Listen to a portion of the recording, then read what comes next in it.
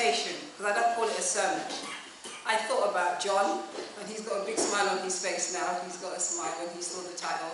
And I thought about Ian, and I thought about a few other people in here today. And I thought, when they see this title, what will they think? How could disease be a friend? But I'm hoping that as we go through the presentation, we will see that how disease is actually a friend to us and not a foe to us. Before I start, I'd like for us to just bow our heads while we have a word of prayer. Dear Father in heaven, I just ask that you will just step in now and that you will quiet every heart here, from the youngest to the oldest. Move among us here, Holy Spirit, and let us be still and know that our Father in heaven is here with us. Sweet Jesus, you are the great physician. You were the great physician before, and you are still the great physician now. And so we are thanking you that as we open up your word, you will show us through your word and through your inspired pen that, Father in heaven, your love for us is so great, and that this body that you have given us should be kept in perfect order as you have created it to be. And so, Lord, help us to also know that when we violate the laws of health, it's the same way as violating the commandments, as we've been listening to earlier on, that there is going to be a reprimand. And so help us to live right and holy lives so that we can be true representatives for you. Forgive me and cleanse me, Father, of all my sins, and give me the heart of Jesus. Let your people see you and not me, is my prayer in Jesus' name.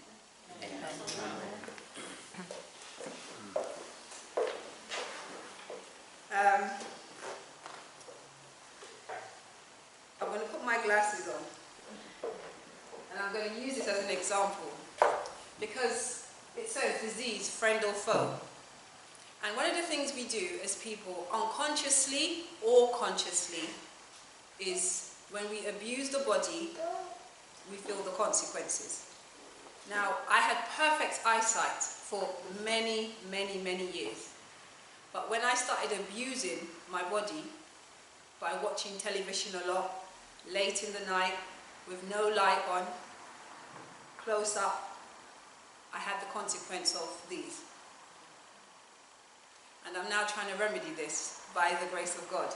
And I know there's someone else in here that's trying to do the same thing, remedy the eye problem. So we want to say thank you to God that these things come and they hit us in a way we don't always like it. But when it does, we need to go a little bit deeper, and we need to ask God to help us to search ourselves and see where maybe we are the cause of this problem. Yes? I'm not saying that all the time it is our fault. It could be an inherited problem. It could be because of an accident. It could be because of anything. But we need to look deep and see where we can try and remedy the problem that we have. Our first reading is taken from Deuteronomy 28, verse 1 and 2. It says, "And it shall come to pass, if thou shalt hearken diligently unto the voice of the Lord thy God, to observe and to do all his commandments which I command thee this day, that the Lord thy God will set thee on high and above all nations of the earth. And all these blessings shall come on thee. And all these blessings shall come on thee, and overtake thee, if thou shalt hearken unto the voice of the Lord thy God." Now I want you to speak back to me when I speak to you today. Yeah, I don't want you to just sit there thinking, oh, I have to be quiet. You don't have to be quiet. I want your response, okay? It says, all these blessings shall come on thee and overtake thee. What happens when something overtakes you? What happens when you're overtaken? It's gone beyond control. What happens? You can lose your way. You take things for granted. Sometimes we can do. And when we're overtaken, it's talking about it says they will overtake thee. That means the blessings will be so much. Yeah, God's blessings will be so much. But you have to hearken unto the voice of the Lord thy God. Okay? So what God is saying here is that if you want his blessings, you have to be obedient. If you're not obedient, what do you want God to do? Okay? And that's not just in, if you go to work and you don't keep the law, the rules at work, what happens? Your manager gets mad with you. And he might say to you, you know, I'm giving you a warning here. But if you continue to do this, you're going to get what? Sacked. You're going to get sacked. You're going to feel the consequences. Okay? In the same book, Deuteronomy 28 verse 15, it says, but it shall come to pass, if thou wilt what? Not hearken unto the voice of the Lord thy God, to observe to do how many of his commandments? All his commandments and his statutes, which I command thee this day, that all these curses shall come upon thee and overtake thee. So the same way that the blessings of God will overtake thee and be abundant is the same way, if you do not hearken unto God's voice, if you don't listen and do as he says, will come upon thee and overtake thee. So you're losing your blessing, okay? I'd just like to quickly read this statement. It says,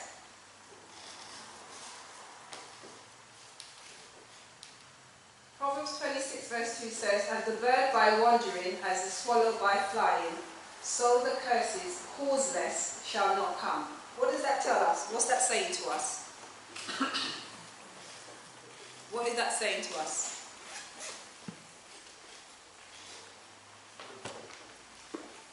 Something bad will not come without a reason. Aha! Thank you, Brother Sorry. Nothing bad cannot come without a reason. Do you understand? Now, I'm not saying the enemy doesn't tempt us. That's not what I'm saying. But I'm saying, in terms of God, he puts nothing bad on us without a reason. Because it says, so the curse causeless. If there's no cause, the curse shall not come.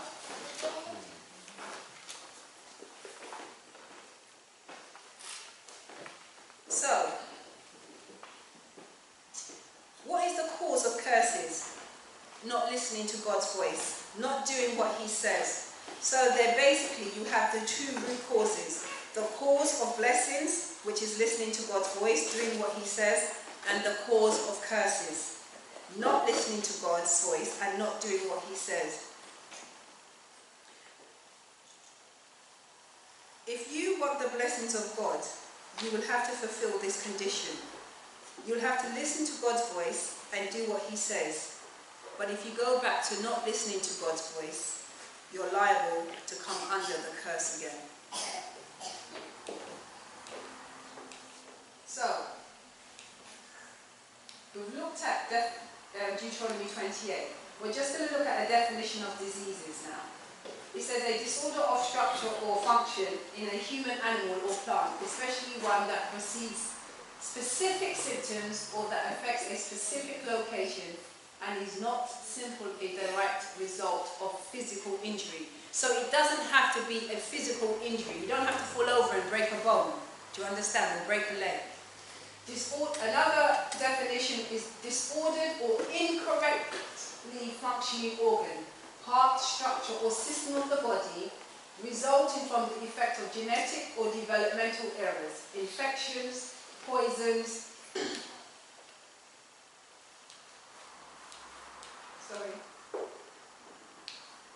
nutritional deficiency or imbalance, toxicity or unfavored environmental factors, illnesses, sickness or ailments.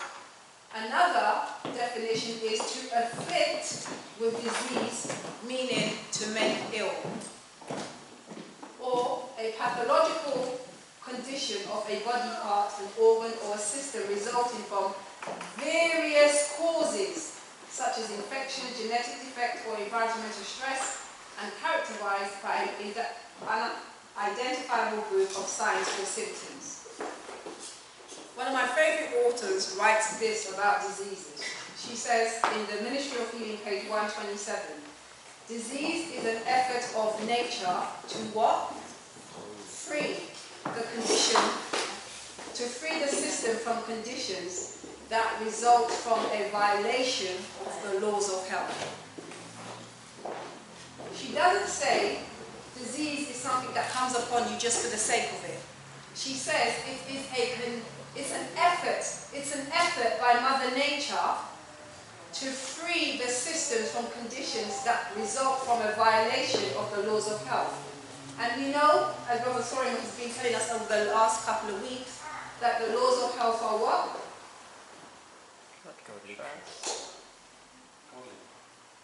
Godly trust, open air, daily exercise, sunlight, plenty of rest, lots of water, always temperate, even in the good things, and of course, nutrition. Some people think that if they eat lots and lots, or if they overeat on good stuff, it's fine. I'm sorry, it's not. It says, always temperate. So we remind ourselves that so the curse causeless shall not come if we are obedient to the 8 laws of health. So we're going to look at God's plan for healing when we disobey His laws. Yes, it says disease never comes without a cause. It never comes without a cause. They have to be a reason. The way is prepared and disease invited by what? Disregard of the laws of health. Many suffer in consequence of the transgression of their parents. So that means, take note for those who have got young children, those who might be having children, and those who want to have children. If you feed your children a bad diet, what do you think will happen to them? They will suffer the consequences. They will be nutritionally, they might have malnutrition, they'll be nutritionally deficient, yes? Even in the womb, if you feed your children bad foods, if you smoke, drink, if you do all these things, it has an effect on your child. Have you noticed that on a cigarette packet, what it says? Smoking what?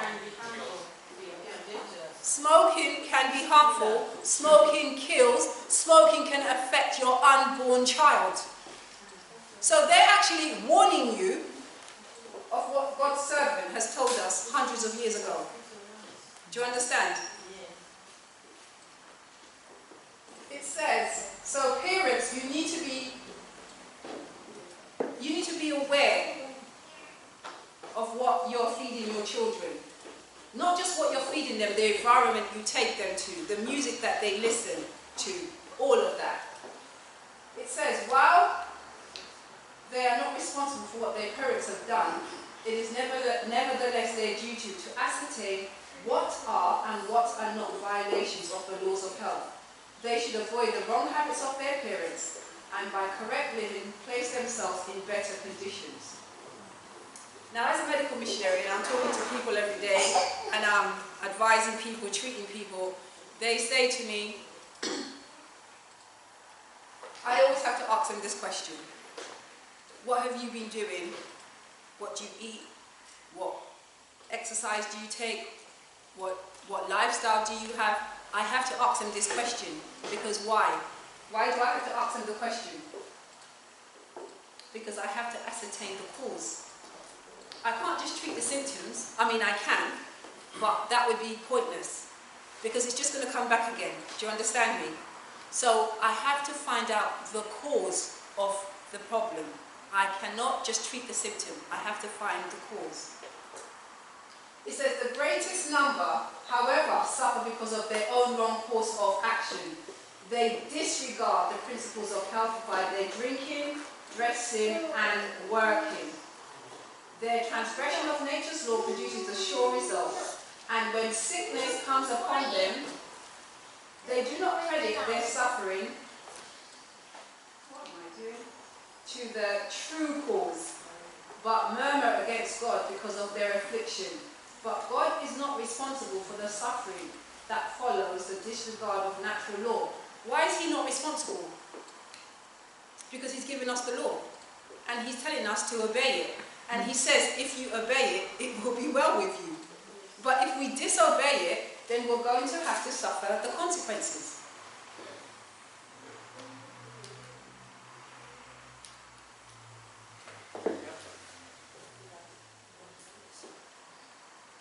Even though, thank you, brother, sorry. Even though we suffer the consequences at times, God has a plan for healing us. I'll say that again. God has a plan for healing us. Amen. When the abuse of health is carried so far that sickness results, the sufferer can do for himself what no one else can do. The first thing to be done is to ascertain the true cause, character of the sickness, and then go to work intelligently to remove the... Yeah? You have to find out what it is, and then you have to remove the cause. If the harmonious working of the system has become unbalanced by overworking, overeating, or other irregularities, do not endeavour to adjust the difficulties by adding a burden of poisonous medicines. Now, before I show you the next slide, please don't stone me.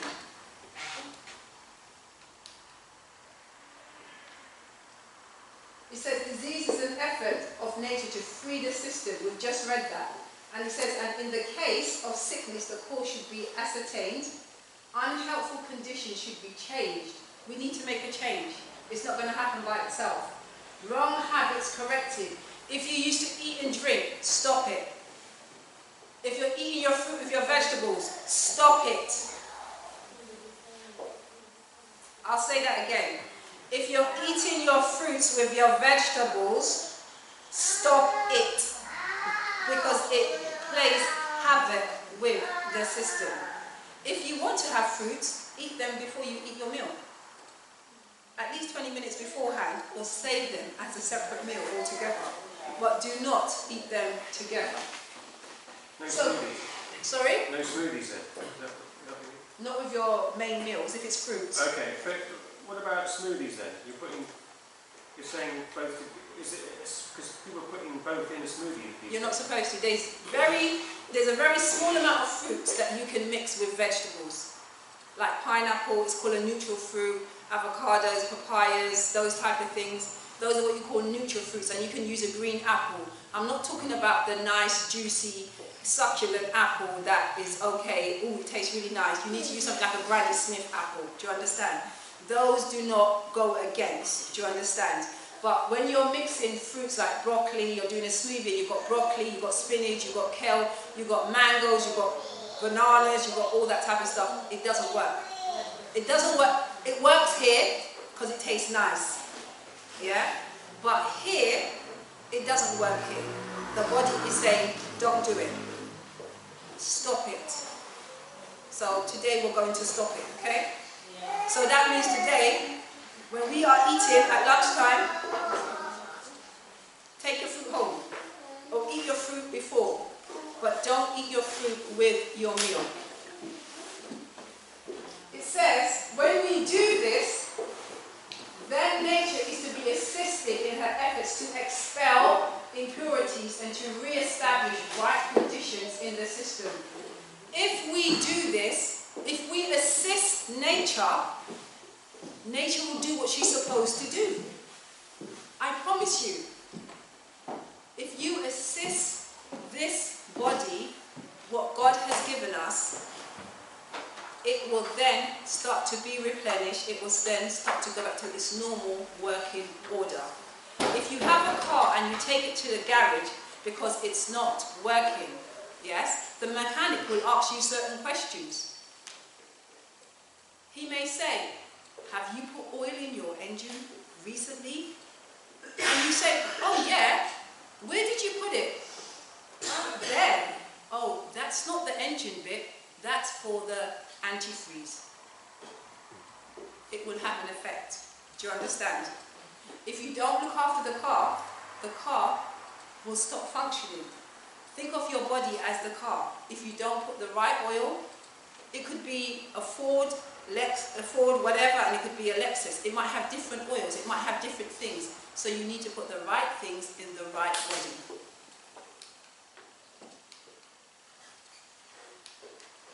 God's plan for healing. I love Brother Sorry. I'll tell you why he's doing that face afterwards. Exodus 15:26 says, and said, if thou wilt diligently hearken to the voice of the Lord thy God, and will do that which is right in his sight, and will give ear to his commandments, and keep all his statutes. How many?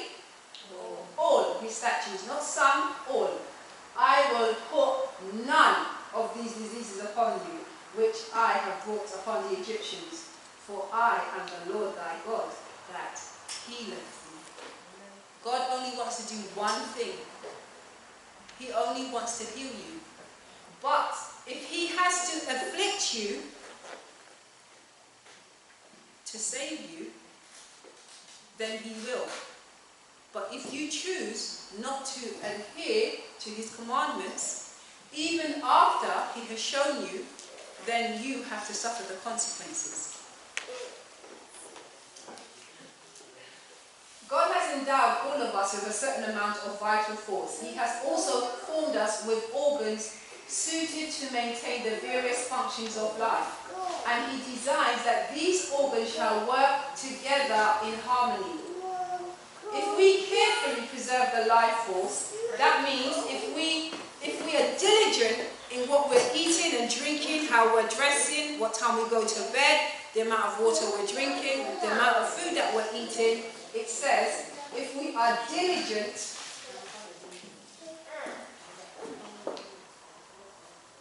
if we carefully preserve the life force and keep the delicate mechanism of the body in order, remember what I said about the car, the result is health. But if the vital force is too rapidly exhausted, the nervous system borrows power for present use from its resource of strength. And when one organ is injured, all are affected. You mentioned dressing. Why dressing? Well, if you're wearing clothes, that's inappropriate for the weather. You're going to be cold, isn't it? It's like this. If I drink something really hot, my system, the way the Master has designed our bodies, the body will rush, the blood will rush to that area to cool it down and to do the healing on it it's supposed to, which means that it's stealing from the other organs. Do you understand? Because it's like a mass of healing is going into that area. So when we do this to our bodies by like eating something, drinking something too hot or something even too cold, that's what we're doing. We're robbing the organs of vital forces. Do you understand what I'm saying? And it says here, nature bears much abuse without apparent resistance. That means we sometimes for 5 and 10 and 15 years go around abusing our bodies, and then we think because we haven't dropped down dead, it's okay, we'll go on like this forever. But it's not like this. It is God's intention, as he has naturally designed us, that our organs and nature assist each other so that we work well. But if we keep abusing this system that God has given us, it starts to break down. Do you understand? It says, I can't cope anymore. I need your assistance.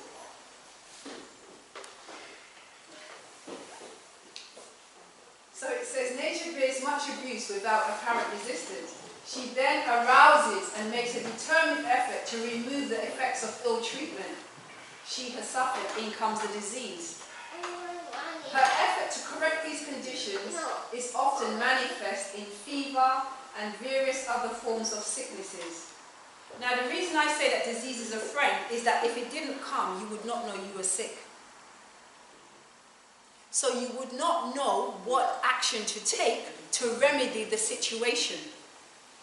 So don't think of disease as a like, oh my gosh. It's like nature's last effort to say, help me. I'm trying to help you here. Help me to help you. people always say when I'm talking to them in terms of health is they say, oh, it just happened. It didn't. It didn't just happen. It's been building up for quite a period of time. There are times when you're just riding your bike and you're knocked off your bike and you break your leg. It just happened. Do you understand? You didn't do anything within yourself to break the leg. It just happened that you fell off the bike and you broke your leg. You have not, it's not your fault. Yes? There is the difference that I'm talking about. But a lot of the time, when we have sicknesses and diseases, it's because of our own fault and our own wrongdoing. In the Ministry of Healing, page 126 over to 126.4, it says, many transgress the laws of health through ignorance, and they need instruction. But the greater number know better than they do. They need to be impressed with the importance of making their knowledge a guide of life. The physician has many opportunities, both of imparting a knowledge of health principles and of showing the importance of putting them in practice. By right instructions, he can do much to correct evils that are working untold harm. So, the physician has a job to do. He has a job of educating. When we go to the doctors now, are we being educated? I would say now more than before. A long time ago when I went to the GP, that's before I was a medical student, I would say, I need a tablet for something because I'm not feeling well. And they would give me the tablet. Or they would say, write a prescription, here you go. But now, have you noticed that they say, you don't need a tablet for this. Drink some water, flush your system, do a bit more exercise. The doctors are saying this now. It's because you have become a burden to society on the National Health Service. That is the reason why. It is a burden on the National Health Service, so they're trying to find a way, and a good way. Do you understand? But it says, by right instructions, he can do much to correct evils that are working untold harm. When the people come to my house for programs, I go through the program with them. I work alongside with them. Do you understand? So that I can see what they're doing and they can see what I'm doing. And all the time I'm assessing them to see how far they've got. You know, Dad has just come back from Birmingham. I said to him, you need to come back down to my house for a week. I want to see what you've been up to while I've been away. And he came and I said, what have you been doing? He said, I've been doing my juicing, I've been doing my teas, I've been still walking, I've been doing my exercises and everything. And I said, we'll see. Saying it and doing it is two different things. But thankfully, he's been doing it. So, there's always new things for us to learn, but by the right instructions, he can do much to correct the evil tendencies that are working untold harm. A practice that is laying the foundation of vast amounts of disease and of even more serious evils is the free use of poisonous drugs. When attacked by disease, many will not take the trouble to search out the cause of their illness. They just want a quick fix. And they always come to me and say, can you just quickly give me something to mend this? And I say, no. And they think I'm mean. I'm not being mean. I want to know what you've been doing first. I want you to look at your own daily habits and think, what have I been doing that maybe I am now in this position? Their chief anxiety is to rid themselves of pain and inconvenience. Isn't that true? We just don't want to be in pain, do we? I've got a tooth that's been bugging me since I went to Germany. I've come back, it started bugging me again. I went to the dentist yesterday, he did it, and I thought, yeah. But last night, it started bugging me again. But then that's my own fault, because I used to eat a lot of sweets. I didn't used to look after my teeth properly. There is no curse without a cause. So they resort to patent nostrums, meaning meds, of whose real properties they know little. or they apply to a position for some remedy to counteract the result of their misdoing, but with no thought of making a change in their unhelpful habits. They don't want to change their habits. They just want a quick fix. If immediate benefit is not realized, another medicine is tried, and then another. Thus, the evil continues. Have you noticed that sometimes you go to the GP, they give you a drug for this, and then they say, oh, you better take this one because it's going to have an effect on you in this way. Yeah? Now, I'm not saying that we shouldn't take medication. I want to be very clear here. But I'm saying prevention is better than cure. Prevention is better than cure. If you try to remedy the problem in the first place, you may not end up having to take any medication at all. Sometimes you do have to take medication, and sometimes your medication could be long term, and a lot of the time there is a consequence to that. And so, before we get to the stage of having to take meds, prescribed meds, the best thing for us to do is to try and find the cause to the problem.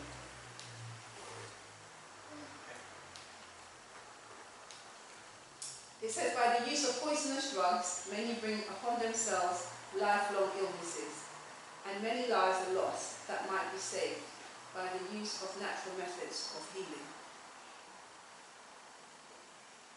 How many times in the last couple of weeks have we heard of hospitals making major mistakes with overdosing, especially with the elderly and with children? I just want us to really think that this is not the only way. There is a better way. God's law is the best way. And we see results that are long-lasting and not just for the moment.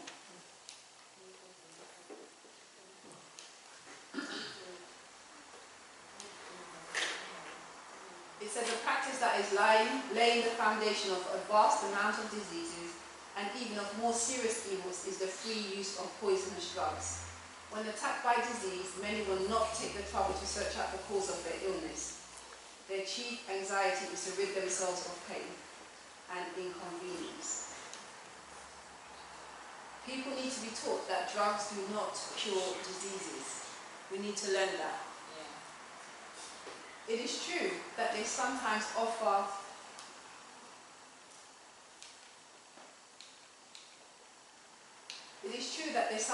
afford present relief, and the patient appears to recover as the result of their use. This is because nature has sufficient vital force.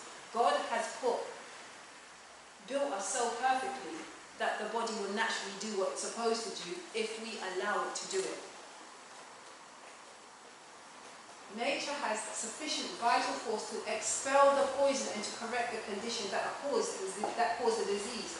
Health is recovered in spite of the drug, but in most cases the drug only changes the form and location of the disease. Often the effect of poison seems to be overcome for a time, but the results remain in the system and work great harm at some later period. By the use of poisonous drugs, many bring upon themselves lifelong illnesses, and many lives are lost that might be saved by the use of natural methods of healing. So God's natural remedies are the 8 laws of health. We've got exercise, nutrition, air, sunlight, water, trust, and rest. That is God's remedy for us.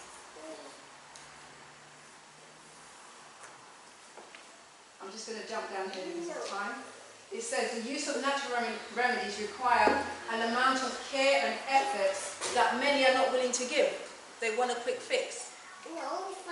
Nature's process of healing and upbuilding is gradual, and to the impatient it seems slow. The surrender of hurtful indulgences requires sacrifice. You have to put your effort in. If you want good results, you have to put in good enough action. So Exodus 15:26 says, If thou wilt diligently hearken to the voice of the Lord thy God, and will do that which is right in his sight, and will give ear to his commandments, and keep all his statutes, he says, I will put none of these diseases upon thee, which I have brought upon the Egyptians, for I am the Lord that healeth thee. The Lord wants you in perfect health. So the cure is in the cause. Search out the cause and you will find the cure. And this cure is, you can find through the 8 doctors, and they still make house calls, would you believe it? And you do not have to pay. You do not have to pay for any of them. You don't have to pay. You do not have to pay to exercise. You have to pay for food, yes. You don't have to pay for sunlight. God gives it to us free. We don't have to pay for fresh air. We do not have to pay to be temperate. We don't have to pay to rest. Okay, we have to pay for our waters to drink, and we don't have to pay to trust in God. All these things are free.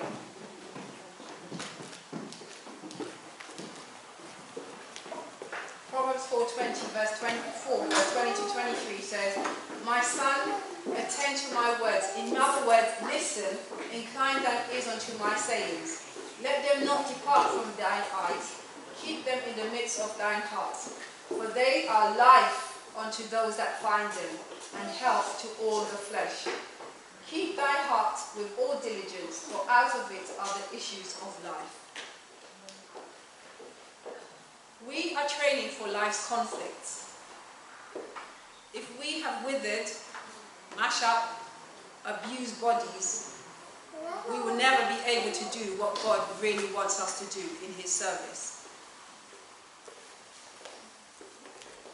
It says we cannot be too often reminded. That means there's not enough amount of time that we could be reminded that health does not depend on chance. It does not depend on chance. It is a result of obedience to God's law. This is recognized by the contestants in athletes' games and trials of strength. These men make the most of careful preparation. They submit to tough, thorough training and strict discipline. Every physical habit is carefully regulated. They know that neglect or excess or carelessness, which weakens or cripples any organ or function of the body, will ensure defeat. What's that runner's name? Mo Farah. Who? Farah. Mo Farah. Do you think Mo Farah just drinks 1 cup of water a week? No way. And I can guarantee you he eats a good diet. That's not a good diet. I need to have a word with him about that. I don't even think he eats it, he's just advertising it. And you've heard of that Johnson guy. What was his name? The runner. Michael Johnson. He was one of the fastest runners of time. Yeah. But what happened to him? He retired, yes. As he's getting a bit older, he realizes he can't keep doing the things he was doing 5, 10, 15 years ago. He needs to slow down, yes? He needs to let the body get a little rest. And then there's those athletes who do train, but they take a little something to enhance their performance, yes? Steroids, drugs, and yes, today they're very much stricter. But before, it was happening a lot in athletics, do you understand? So what we're saying is, you need to be careful not to neglect or to excess or through carelessness, anything that weakens the body.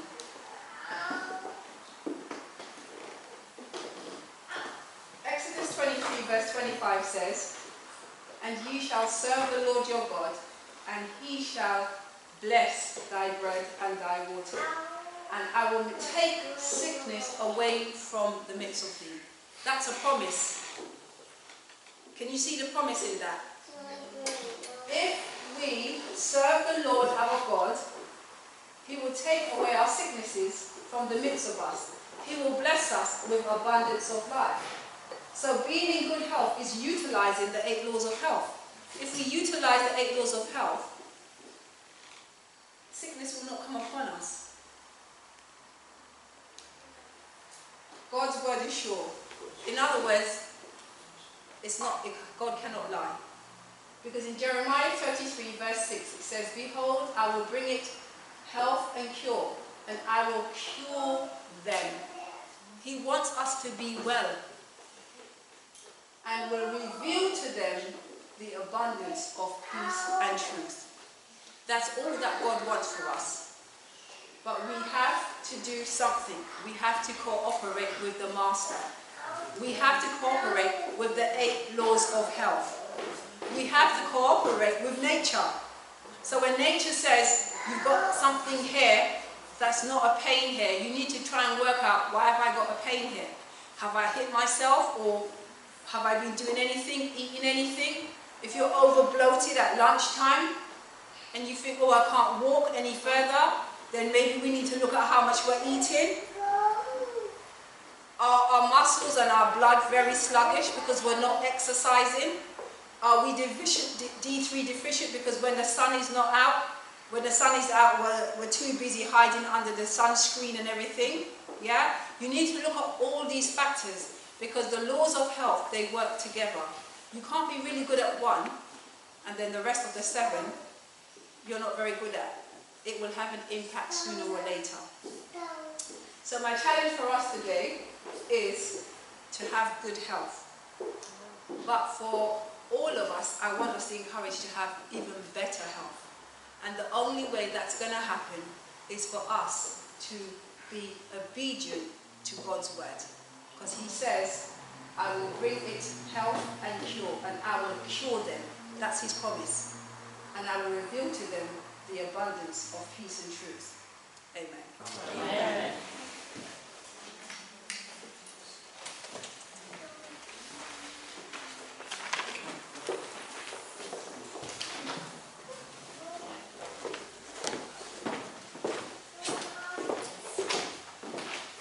Shall we all stand and sing the closing hymn? Before we die.